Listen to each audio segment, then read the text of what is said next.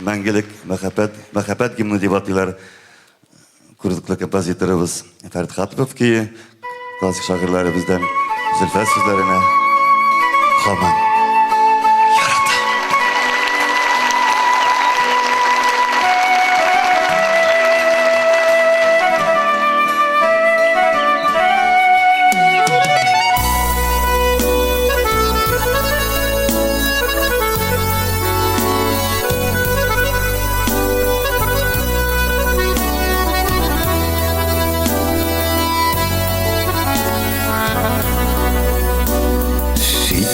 Olsa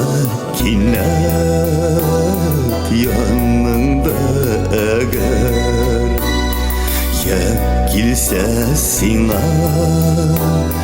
korkunç haber min yürgen yoktan yıraktan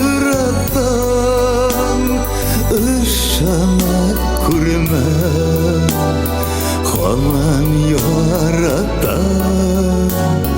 aşığa kürme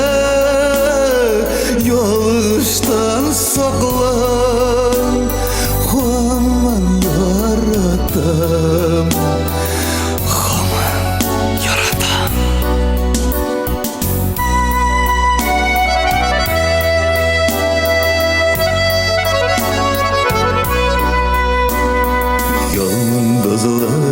Ayaz köngenle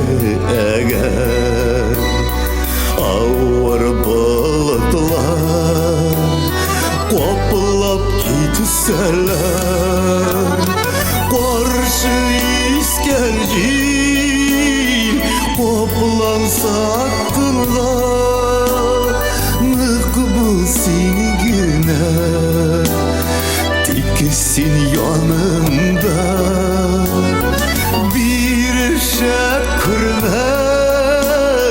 Soğuşkanınla yanında diksin Diksin yanında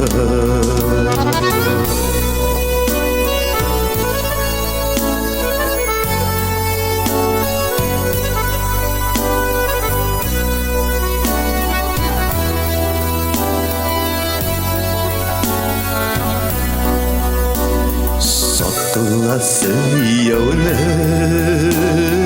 toplama beruk